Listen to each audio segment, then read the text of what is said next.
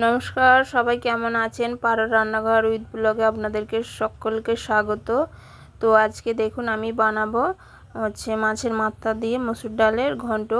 আর এখানে আমি সজনে শাক তুলেছিলাম। এই যে দেখুন, এটা হচ্ছে রুই মাছের মাথা, ধুয়ে পরিষ্কার করে নিয়েছি। আর এই যে মসুর ডাল, আর রয়েছে আলুগুলো একদম ছোট ছোট করে কেটে নিয়েছি, কিছুটা আদা ছাড়িয়েছি। আর এখানে রয়েছে সজনে শাক। তো সজনে শাকগুলো আমি বেছে ধুয়ে পরিষ্কার করে নিয়েছি। তো সজনে শাকগুলো তুলেছি, কিনা হয়নি, তো তুলেছি। তো এখানে কড়াই বসিয়ে দিয়েছি, এবার উনুনটা ভালো করে আমি ধরিয়ে নেব। তো দেখুন, উনুনটাকে ভালো করে ধরিয়ে নেব। আজকে হাওয়া দিচ্ছে, প্রচণ্ড হাওয়া দিচ্ছে। তো উনুনটা ভালো করে আমি ধরিয়ে নিই। তো দেখুন, উনুনটাকে ভালো করে আমি কাঠ দিয়ে আর প্যাকাটি দিয়ে ভালো করে ধরিয়ে নিয়েছি। নিয়ে এই যে মাছের মাথাটাকে একটু লবণ আর হলুদ মাখিয়ে নেব। তো মাছের মাথা যে কোনো কিছু তরকারিতে দিলেই খুব সুন্দর হয়। শাক চচ্চড়ি বলুন, কোনো আনাজ দিয়ে ঘন্ট বলুন, ডাল দিয়ে ঘন্ট বলুন, মাছের মাথা কিন্তু খুব ভালো হয়। আর আমি এখানে বানাবো মসুর ডাল দিয়ে। তো মুগ ডাল দিয়ে তো অনেকে বানায়, তো মুগ ডাল দিয়েও আমি একবার বানিয়েছি, আজকে মসুর ডাল দিয়ে বানাবো। আর অল্প একটু আলু দেব। আলুগুলোকে একদম ছোট ছোট করে কেটে নিয়েছি। আর কড়াইটা গরম হয়ে গেছে, দেখুন অনেকটা তেল দিয়েছি। দিয়ে এবার মাছের মাথাটা দেব। তো মাছের মাথাটা ভাজার সময় একবারে ছাঁকা তেল করবেন না, তাহলে কিন্তু মাছের মাথাটা ছিটকাবে। ওই জন্য একটু অল্প তেল দিলাম। আর এই যে মাছের মাথাটা দেওয়ার সঙ্গে সঙ্গে আমি চাপা দিয়ে দিচ্ছি, নাহলে কিন্তু প্রচণ্ড ছিটকাবে, গায়ে বা মুখে আরে পড়ে যেতে পারে। তো ওই ছিটকানোর জন্যে একটু অল্প তেল দিয়ে আগে ভালো করে একটু এই যে ঘুরিয়ে ফিরিয়ে ভেজে নেবেন। আর এই মাছের মাথাটা ছাঁকা তেলে ভাজতে কিন্তু অনেকটাই তেল লাগবে, আর তেলও ভালোই ছিটকাবে, ওই জন্য একটু অল্প দিলাম। আর এই দেখুন, মাছের মাথাটা ভাজা হয়ে গেছে, আর উনুনের চারিদিকে দেখুন একদম তেল ছিটকে কি অবস্থা। তো মাছের মাথাটা ভাজা হয়ে গেছে, আর ওই তেলের মধ্যেই আমি আলুগুলোকে ভেজে নেব। আলুগুলো আপনারা দিতেও পারেন, নাও পারেন, এমনি ডাল দিয়েও বেশ ভালো লাগে। তো আমি একটু অল্প ডাল দিয়ে দিলাম, যেহেতু আর অন্য কিছু তরকারি বানাবো না, শাক চচ্চড়ি আর এই ঘন্ট মসুর ডাল দিয়ে মাছের মাথার ঘন্ট বানাবো, ওর জন্য একটু আলু দিয়ে দিলাম। তো আলুগুলোকে একটু লবণ হলুদ দিয়ে ভালো করে ভেজে নেব। আর এই যে দেখুন, একটু ছোট ছোট করে কেটেছি, আপনারা চাইলে বড়ও কাটতে পারেন, ছোটও কাটতে পারেন, যার যেমন পছন্দ। তো আমি একটু ছোট ছোট করে কেটে নিয়েছি, দেখতেও ভালো লাগবে আর রান্নাটা তাড়াতাড়ি হয়ে যাবে। তো আলুগুলো ভাজা হয়ে গেছে, এবার আমি কড়ার মধ্যে আবারও দেব সর্ষের তেল। আর সর্ষের তেল দিয়েছি, আজকে আমি সর্ষের তেলেই বানাচ্ছি। আর এই রান্নাটা সর্ষের তেলে বানালেই ভালো হয়। দিয়ে দিলাম দুটো ফোড়নের শুকনো লঙ্কা, আর দেব এবার পেঁয়াজ কুচি। তো লঙ্কাটা ভালো করে একটু ভেজে নেব, নিয়ে তারপরে আমি দেব পেঁয়াজ কুচি। তো এই যে দেখুন, পেঁয়াজ কুচি দিয়ে দিলাম। পেঁয়াজটা একটু বেশি করেই দিয়েছি। পেঁয়াজটাকে একটু ভালো করে হালকা করে ভেজে নেব, একবারে খুব লাল করে ভাজবো না, মোটামুটিভাবে পেঁয়াজটাকে ভেজে নেব। আর এই দেখুন, পেঁয়াজটা এই যে মোটামুটিভাবে ভাজা হয়ে গেছে, দেখুন। এবার দিয়ে দেব আদা আর রসুন বাটা। তো আদা রসুন বাটাটা এই যে 1-2 মিনিটে ভালো করে নেড়ে নেব। নিয়ে এর মধ্যে এবার আমি কিছু গুঁড়ো মশলা দেব। আর আঁচটা কিন্তু এখানে আমি কম রেখেছি, দেখুন। দিয়ে দিলাম হলুদ গুঁড়ো আর লঙ্কা গুঁড়ো আপনারা যেমন ঝাল খাবেন সেই অনুযায়ী দিতে পারেন। অল্প দিলাম ধনে গুঁড়ো আর অল্প জিরে গুঁড়ো, ব্যাস। দিয়ে এবার অল্প আমি জল দেব।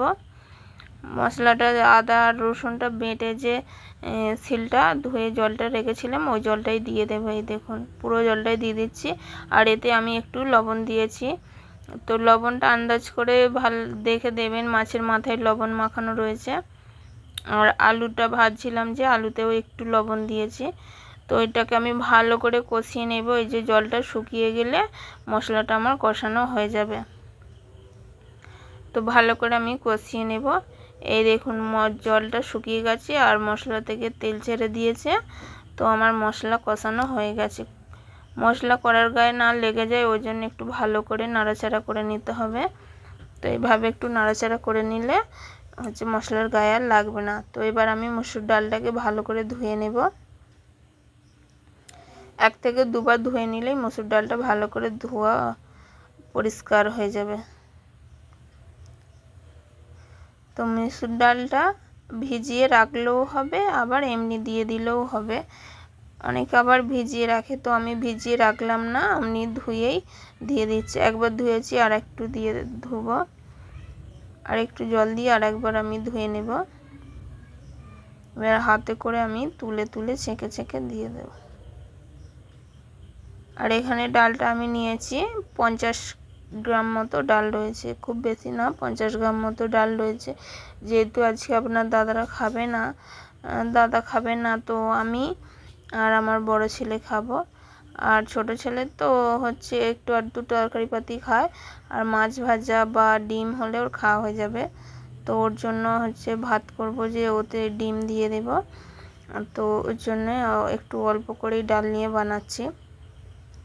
আর ডালটাকে এই যে ভালো করে মশলার সঙ্গে ভালো করে কষিয়ে নিচ্ছি। দেখুন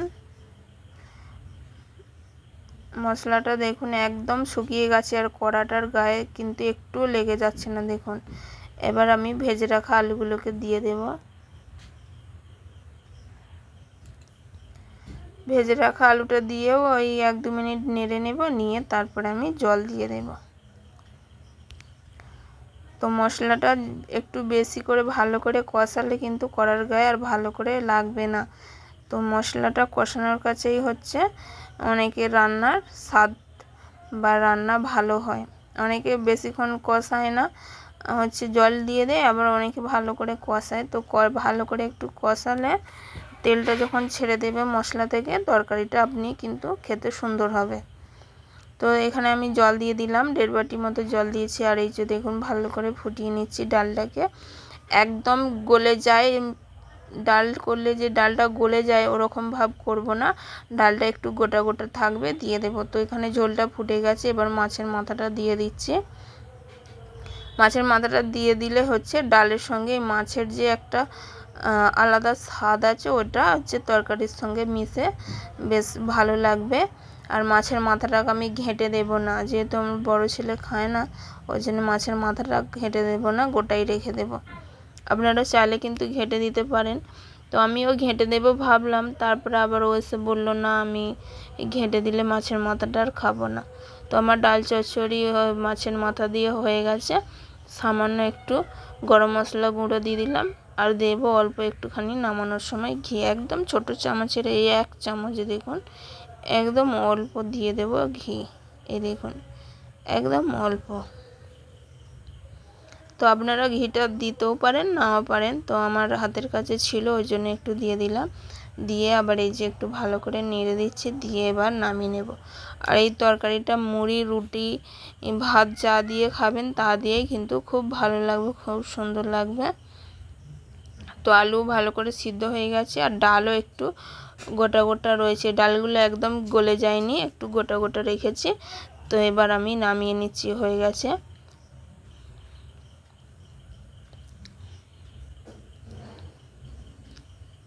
তো ঢেলে নিলাম, এবার আমি শাকটা ভেজে নেব, আপনাদেরকে দেখাই। এই দেখুন এরকম হয়েছে, কতটা সুন্দর লাগছে দেখুন, একদম গরম গরম, আর গরম গরম ভাতে একদম জাস্ট জমে যাবে। তো এবার আমি শাকটা বানাবো, ওই কড়াইয়ের মধ্যেই দিয়ে দিলাম অল্প জল, আর এই যে সজনে শাকগুলো দিয়ে দেবো। একবারে এতগুলো শাক ধরবে না, অল্প দেব, তারপরে আবার অল্প করে দেব।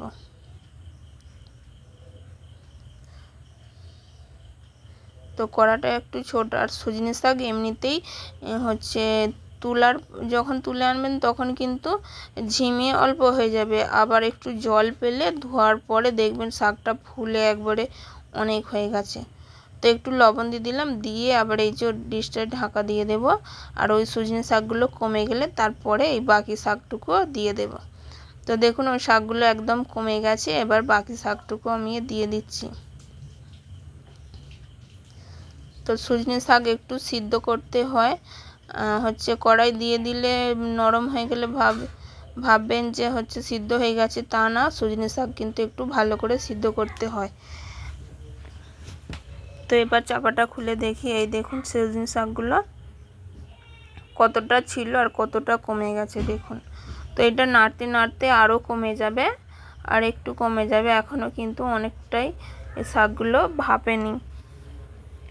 তো ভালো করে একটু নেড়ে সিদ্ধ করে নেব। এই দেখুন ভালো করে নেড়ে চেড়ে এই যে সিদ্ধ হয়ে গেছে আর একদম কতটা কমে গেছে।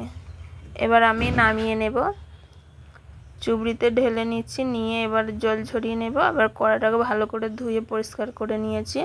এবার দিয়ে দেব 2টো শুকনো লঙ্কা আর বেশ খানিকটা তেল। লঙ্কাটাকে একটু ভেজে নেব, তারপরে আমি দেব পেঁয়াজ।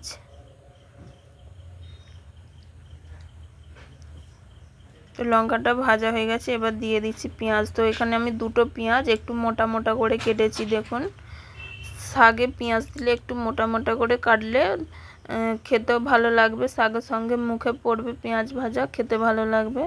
তো পেঁয়াজটাকে খানিকটা ভেজে নিয়েছি আর শাকটা একটু চাগিয়ে রাখছি। দেখুন জল ঝরছে, জল ঝরানো হয়ে গেছে, শাকটা দিয়ে দিলাম। দিয়ে এবার আমি শাকটাকে ভালো করে ভাজবো, যাতে এতে না একটুও জল থাকে, একদম শুকনো শুকনো ভাজা হয়ে যায়।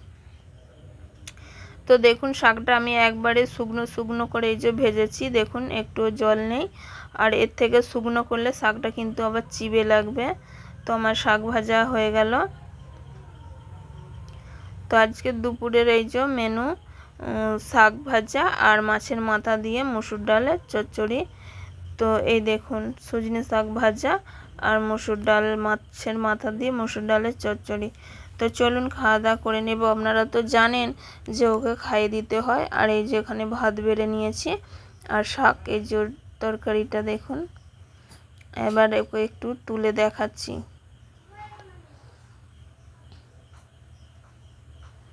এই দেখুন মাছের মাথাটা আমি গোটাই রেখে দিয়েছি, ভাঙলে ঘেঁটে গেলে এই যে মাছের মাথার যে একটু কাঁটা কাঁটা রয়েছে না, ওগুলো খেতে চায় না, ওই জন্যই মাছের মাথাটা গোটাই রেখে দিলাম। আর কতটা সুন্দর লাগছে দেখুন, এটা রুটি দিয়েও খেতে কিন্তু খুব দারুণ লাগবে, রুটি বা লুচি দিয়ে খুব সুন্দর লাগবে খেতে। তো এই দেখুন মাছের মাথাটা আমি তুলে নিয়েছি আর অল্প শাক, সজনে শাক ভাজা আর হচ্ছে মসুর ডাল। তো চলুন এখানেই আমি একটু খাওয়া দাওয়া করে নেব, ওকে রাজাকেও খাইয়ে দেব আর ভিডিওটা এখানেই শেষ করব। আর ভিডিওটা কেমন লাগলো বা রেসিপিটা কেমন লাগলো অবশ্যই কমেন্ট করে বলবেন। আর যদি ভালো লাগে একটা লাইক, একটা কমেন্ট, শেয়ার করতে পারেন। আর সবাই ভালো থাকবেন, সুস্থ থাকবেন। দেখা হবে আবার একটা নতুন রেসিপি নিয়ে। তো সবাই ভালো